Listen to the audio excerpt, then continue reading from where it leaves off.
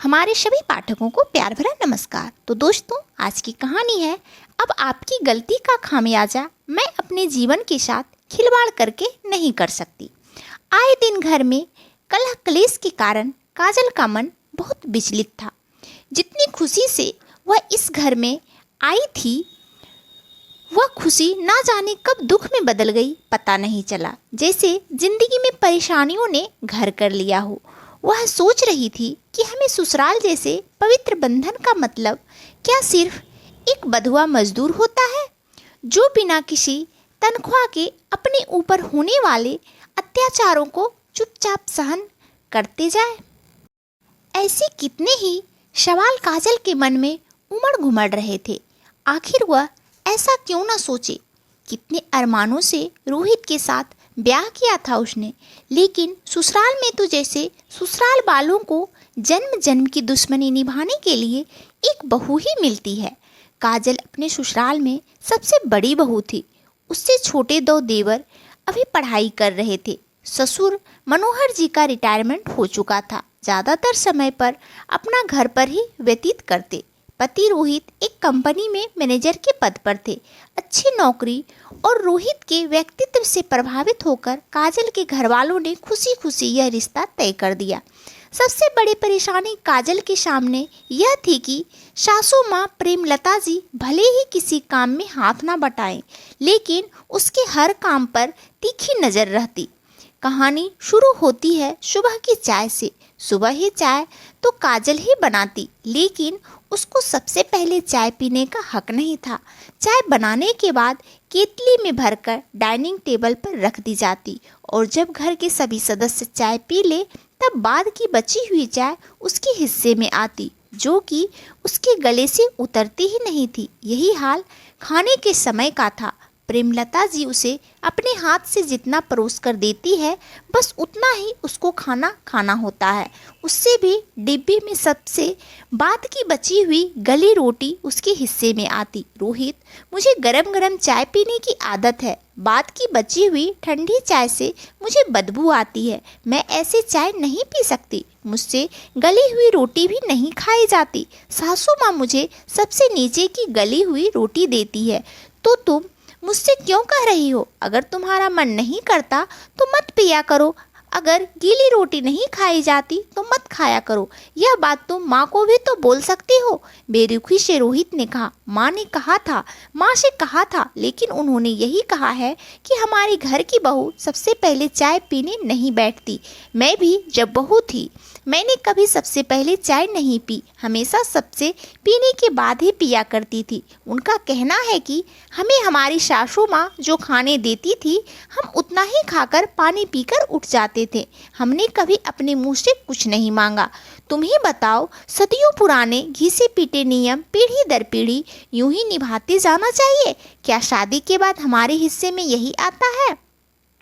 अगर तुम मेरे लिए आवाज़ नहीं उठाओगे तो फिर अपने हक के लिए मुझे ही बोलना पड़ेगा। बाद में तुम मुझे दोष ना दो, इसलिए मैंने बताना उचित समझा। देखो काजल, ऐसा कोई काम मत करना जिससे परिवार की शांति भंग हो।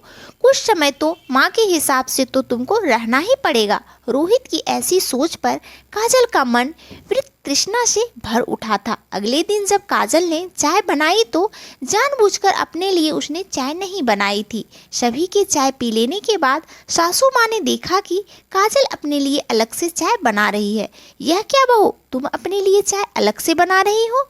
आंखों से अंगारे उबालते हुए प्रेमलता जी ने कहा। हाँ माँ, घर की काम वाली बाई आती है तो उसके लिए भी तो बाद में अलग से चाय बनाती हूँ। क्या हुआ जो अगर मैंने अपने लिए अलग से चाय बना ली? घर की लक्ष्मी होकर तुम अपनी तुलना घर की नौकरानी से कर रही हो। घर की लक्ष्मी खुश रहने के लिए यह ख्याल अच्छा है। जिस दिन से मैं इस घर में ब्याह कर आई हूँ मुझे तो नहीं लगता कि मैं घर की लक्ष्मी हूँ। सबसे बाद की बची हुई चाय मुझे पीने के लिए दी जाती है। रोटी के डिब्बे में सबसे नीचे की गली हुई रोटी मुझे खाने को दी जाती है। अरे हाँ, आपकी जानकारी के लिए बता दो, मुझे तो अपने मन भर के खाने का भी अधिकार नहीं है। आप अपने हाथ से निकाल कर 2 रोटी देती हैं। भले ही मेरा पेट भरे या ना भरे, अपनी माँ के दिए हुए संस्कार, बस अभी तक मैंने आपकी किसी भी बात का विरोध नहीं किया। लेकिन आप सभी की तरह मेरा जीवन भी अमूल्य है, मेरे अंदर भी एक इंसान ही है। इसलिए आज से अपनी हर चीज़ का ख्याल मैं खुद रख लूँगी। आपको परेशान होने की कोई ज़रूरत नहीं। अपने इतनी मनमानी करना है तो अपने बाप के घर जाकर करना। मेरे घर में जैसे मैं कहूँगी उस हिसाब से रहना पड़ेगा। जाऊँगी तो मैं कहीं नहीं, यहीं रहूँगी। और अगर आपके घर के यही सब नियम थे तो मुझे शादी से पहले बता दिया होता।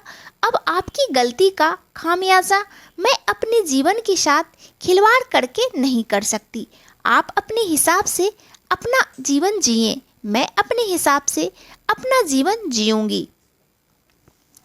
सुबह सुबह घर का इतना माहौल खराब हो गया था। रोहित ने भी ऊंची आवाज में काजल को डांटते हुए कहा, मैंने तुमसे कहा था कि मेरे घर की शांति भंग मत करना। आखिर तुम्हें चैन नहीं मिला ना? हाँ रोहित, नहीं चैन मिला। आप तो जब अपने ससुराल जाते हैं तो बड़ी अवभगत स्वागत सत्कार होता है आपका, किसी बात की कोई कमी नहीं रखी जाती। फिर हमें हमारे ससुराल में सम्मान की रोटी भी नहीं दी जाती। आखिर ऐसा क्यों? जब आपको मेरे इन सवालों के जवाब मिले तो मुझे बता देना। फिलहाल अभी मुझे चैन से चाय पीने दो। सुबह सुबह से माँ बेटे ने मिलकर मेरी शांति भंग कर दी है। रोहित और प्रेमलता जी को भी समझ में आ गया था अब जमाना बदल गया है। अनावश्यक भेदभाव अब नई पीढ़ी की बहुओं को स्वीकार नहीं, इसलिए उन्होंने चुप रहने में ही भलाई समझी। काजल कभी नहीं चाहती थी कि ससुराल में उसे इस तरह से भी अपने आत्मसम्मान के लिए संघर्ष करना पड़ेगा। आखिर वह क्यों ना आवाज उठाए? वह भी एक इंसान है, कोई मोम की गुड़िया नहीं। मन ही मन दुखी होते हुए काजल सोच रही थी, अगला जन्म मुझे बिटिया ना दीजो। एक तो माता पिता का घर छोड़कर आओ और फिर दूसरे घर में अपने सम्मान के लिए कदम उठाओ, पर हर बात में ताने सुनो। यहाँ तक कि खान पान में भी भेदभाव सहन करती रहती है।